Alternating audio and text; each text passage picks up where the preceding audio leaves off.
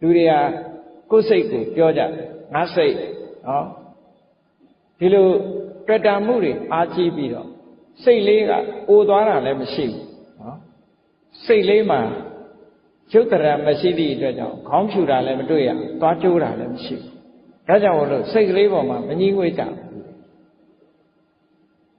သို့တော့ဒီနှစ်ခုကိုရှင်ကြည့်လိုက်ရုပ်ခန္ဓာကိုယ်နဲ့စိတ်နဲ့ဒီနှစ်ခုကိုရှင်ကြည့်လိုက်မယ်ဆိုရင်ဘယ်သူကကြာကြာရှိတုံးဆိုရုပ်ခန္ဓာကြီးကကြာကြာရှိတယ်ကြည့်လေလူတွေဟာမွေးဖွားလာပြီးတဲ့အခါမှာတချို့ကအသက်80 90 100ထိအောင်နေလို့ရသူ့ကိုနှစ်ပေါင်းများကြီးတွေ့နေရရုပ်ခန္ဓာကိုယ်ကြီးကရှိနေရုပ်ခန္ဓာကိုယ်ကြီးကရှိနေသည့်အတွက်ကြောင့်ဒီစိတ်ကလေးကြတော့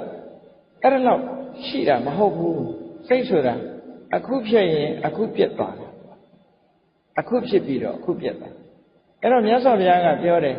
ရုပ်ခန္ဓာကိုယ်ကြီးပေါ်မှာတွေ့တာရင်တွေ့တာမယ်ဆိုရင်တော်သေးတယ်တဲ့ဘာဖြစ်လို့လဲဆိုတော့ရုပ်ခန္ဓာကိုယ်ကြီးက10နှစ်အနှစ်20အနှစ်30အနှစ်40အနှစ်50 60 100တွေ့နေရတယ်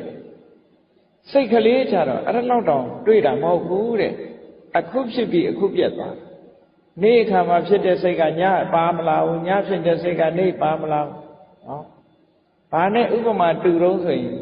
စိတ်ဟာမြောက်နဲ့အလားတရံတူတယ်မြောက်ဆိုတဲ့ကောင်ကတစ်ပင်ပေါ်မှာရောက်လို့ရှိရင်အငြိမ်မနေဘူးဒီတစ်ကိုင်းလှမ်းကိုင်းလိုက်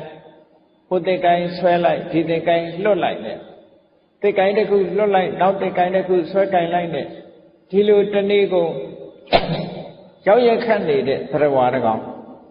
အဲ့ဒါမျိုးလိုပဲစိတ်ဟာလည်းပဲဒီတိုင်းပဲတဲ့ဒီအာယုံတစ်ခုကိုလှမ်းကိုင်းလိုက်နောက်အာယုံတစ်ခုကိုပြောင်းလိုက်ဒီအာယုံတစ်ခုကိုလွတ်လိုက်နောက်အာယုံတစ်ခုကိုပြောင်းလိုက်နဲ့မြင်တဲ့အာယုံနောက်လိုက်လိုက်ကြားတဲ့အာယုံနောက်လိုက်လိုက်အနံ့ရတဲ့အာယုံနောက်လိုက်လိုက်အရသာအာယုံနောက်လိုက်လိုက်နဲ့စိတ်တွေအမျိုးမျိုးပြောင်းလဲပြီးတော့အခုတစ်မျိုးအခုတစ်မျိုးဖြစ်နေတဲ့စိတ်တွေတဲ့အဲ့ဒီသဘောကိုကြည့်မယ်ဆိုလို့ရှိရင်စိတ်ဟာဘယ်လိုမှဒီ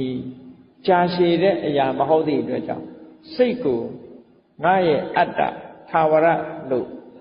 မဆွဲလန်းနိုင်ဘူးတဲ့ဒီအချက်ကိုကြည့်မယ်ဆိုလို့ရှိရင်လုံးဝကိုဆွဲလန်းနိုင်တဲ့အရာမဟုတ်ဘူးလို့